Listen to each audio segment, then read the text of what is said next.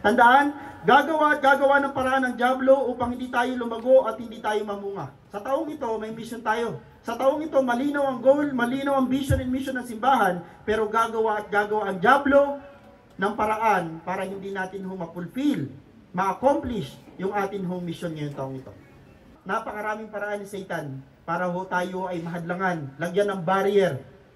Okay, gagawa ng kahit anong paraan ng demonyo. Isipin nyo, lahat ng paraan gagawin ng demonyo para hindi tayo mamunga ngayong taong ito.